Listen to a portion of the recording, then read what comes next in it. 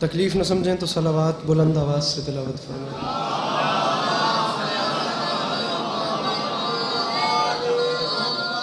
اعوذ باللہ من الشیطان الرجیم، بسم اللہ الرحمن الرحیم۔ الحمد للہ رب العالمین بارئ الخلائق اجمعین، الصلاۃ والسلام علی النبی الامی المکی المدنی الاتح التہامی السید البہی والسراج المضیء والکوکب الدری بارئ الخلائق والسکینہ المدفون بارض مدینہ ابی القاسم محمد بآواز بلند صلوات۔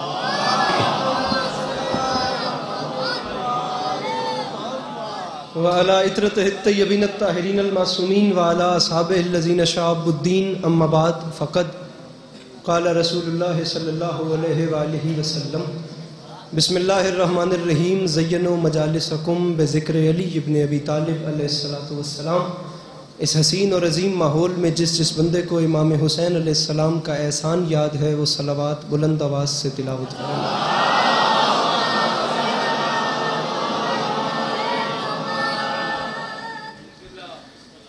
اجازت ہے نوکری شروع کی جائے؟ صورتحال آپ سبھی دیکھ سکتے ہیں، سبھی اچھا پڑھنے والے پڑھ گئے اور سبھی اچھا پڑھنے والوں کو انشاءاللہ میرے بعد پڑھنا ہے۔ بات شروع کرتے ہیں اور آپ کی توقع سے پہلے آپ کو سلام کریں گے۔ سامعین گرامی، ایک مصرع آپ کے سامنے عرض کر رہا ہوں کہ علی کا چہرہ لحد میں اتر کے دیکھتے ہیں۔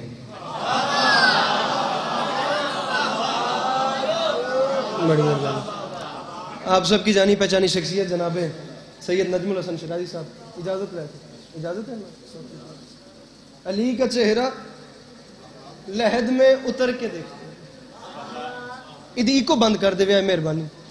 علی کا آپ لوگوں کا پروگرام ہے مجلس پڑھنے کا؟ علی کا چہرہ لحد میں اتر کے دیکھتے ہیں۔ بنتا ہی نہیں کہ تھوڑے نال بھیڑیا جاوے یا تھوڑی ہتھے پیا جاوے کہ ہن انج بولو یا انج بولو۔ میں دوجا مصرع تھوڑے سامنے رکھدا پیا، اسلام آباد تو کروڑ تک دے سفر دا مل پاؤ تو ہور منگنا ہی کچھ نہیں، دوجی سطر تے ونڈ کرو تو میں ممبر بیراواں دے حوالے کراں۔ علی کا چہرہ لحد میں اتر کے دیکھتے ہیں، جو زندگی میں نہ دیکھا تو مر کے دیکھتے ہیں۔ جڑے ہاتھ سا سکتے ہو، جڑے بول سکتے ہو، جڑے کچھ بیٹھے ہو، ہاتھ سا کے نعرہ حیدری۔ علی کا چہرہ لحد میں اتر کے دیکھتے ہیں، علی کا چہرہ لحد میں اتر کے دیکھتے ہیں، جو زندگی میں نہ دیکھا، جو بولو تو صحیح کرما لے اکے ہو گیا نے کرما لے ہوں۔ علی کا چہرہ، تھوڑی جی مسکرا ہو تو صحیح نا، علی کا چہرہ لحد میں اتر کے دیکھتے ہیں۔ کدی کدی تھوڑے وچ آونا ہوندا وے، کم از کم مسکرا کے تو ویکھو نا۔ علی کا چہرہ لحد میں اتر کے دیکھتے ہیں، جو زندگی میں نہ دیکھا، میرا شرمیلا بھرا، جو زندگی میں نہ دیکھا تو مر کے دیکھتے ہیں۔ ممبر پہ کہہ رہا ہوں، پہلے بندے سے لے کر آخری بندے تک، قبر کی رات تک اس بندے کا علی عباس عسکری پہ احسان ہوگا جسے شعر سمجھ آیا اور وہ بولا، میں سمجھوں گا میرے آنے کا مقصد کیا، میری بخشش کا سامان ہو گیا، مولا کا واسطہ میرے قد سے بڑا شعر ہے، اگر بات حقدار کروں تو ضرور بولنا ورنہ چپ رہنا۔ علی کا چہرہ لحد میں اتر کے دیکھتے ہیں، جو زندگی میں نہ دیکھا تو مر کے دیکھتے ہیں۔ اور ممبر پہ اعلان کر رہا ہوں، نجات مانگے گی امت تو یہ کہیں گے رسول، رکو علی سے ذرا بات کر کے دیکھتے ہیں۔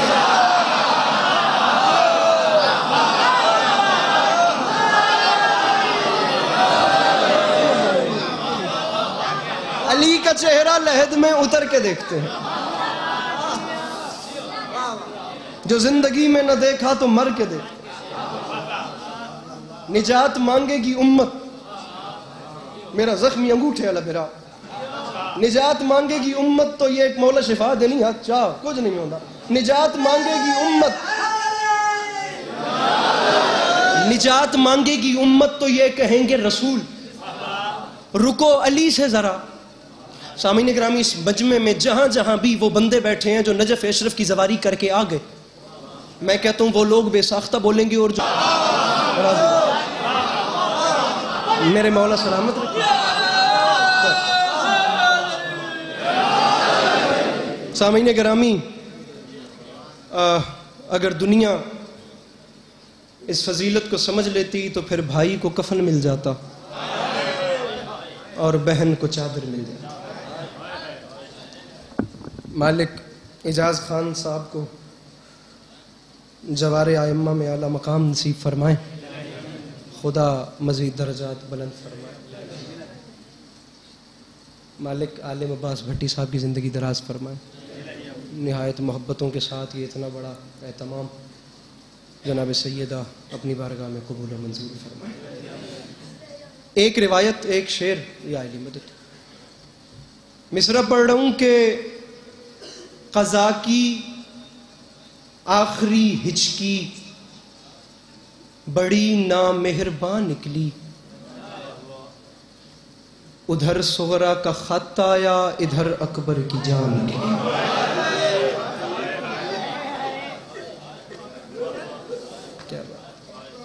کیا بات، کیا بات،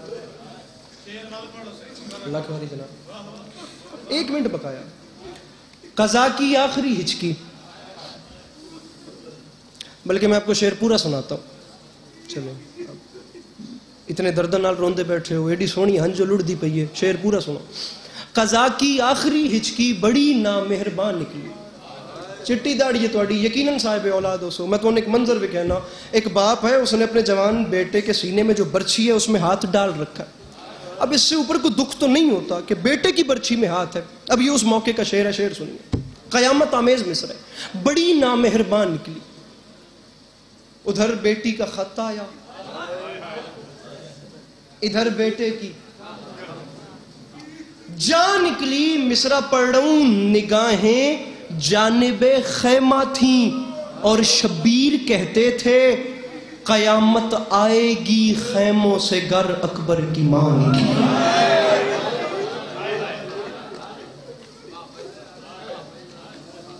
سامعین گرامی 10 محرم 61 ہجری کربلا کا میدان، اذان عصر سے کچھ لمحات قبل کم تعداد میں چند سیاہ رنگ کے کالے خیمے، ان خیموں میں سے ایک خیمے کے باہر ایک ضعیف قبضہ تلوار پہ زخمی جبین ٹیک کے اپنے دکھوں کا حساب کر رہا تھا۔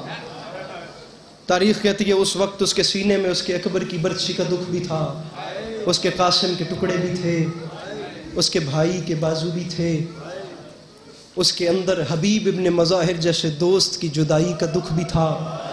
اسے یہ بھی فکر تھی میرے بعد میری بہن کی چادر کا کیا ہوگا، اسے یہ بھی فکر تھی میرے بعد شام تک میری 4 سال کی بیٹی نے کتنے تماچے کھانے ہیں۔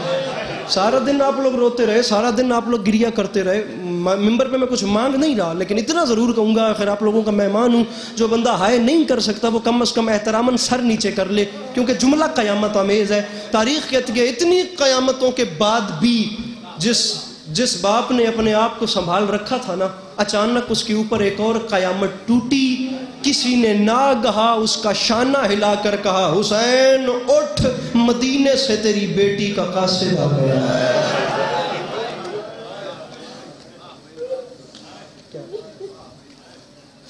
میرے امام تڑپ کے اٹھے، لمحے کے لیے وہ بندہ سر اٹھائے، وہ بندہ سر چاہے جسن خدا دھی دیتی ہے۔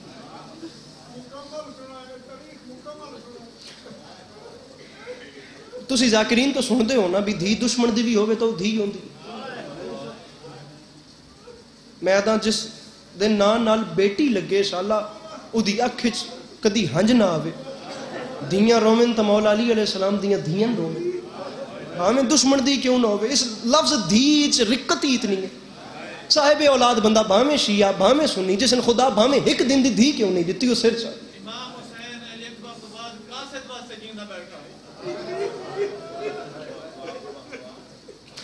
امام علیہ السلام کو اچانک خیال آیا 28 رجب مدینے سے چلا، آج 10 محرم میں ایک بیمار بیٹی وطن پہ چھوڑ کے آیا،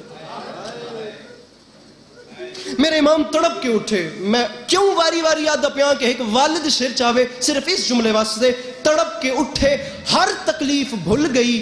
امام علیہ السلام رو کے قاصد نو آکھیا قاصد میری صغرا خیریت سے تو تھی. مولا یہ نہیں جانتا مولا آپ کی بیٹی کا خط ہے. تاریخ کہتی ہے بیٹی کا خط امام علیہ السلام کے ہاتھ پہ آیا. سارا مضمون چھوڑ دیا, یہ گھنٹے سے لمبا مضمون ہے.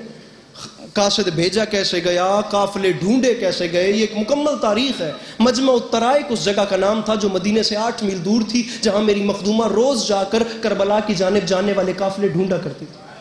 جناب عالم بھٹی صاحب میرے مولا ہمیشہ اپنی حفظ و امان میں رکھیں. تاریخ کہتی ہے خط امام علیہ السلام کے ہاتھ پہ آیا. امام علیہ السلام خیمے میں گئے, ہر بی بی کو آواز دی, کہنے کو بات تھی, خبر خوشبو بن کے پھیل گئی. دیکھتے ہی دیکھتے تمام بیویاں امام علیہ السلام کے خیمہ میں اکٹھا ہو گئیں. سب سے آگے شام کی قیدن. بھائی حسین جلدی بتا مدینے سے میری بیمار بیٹی نے کیا لکھا.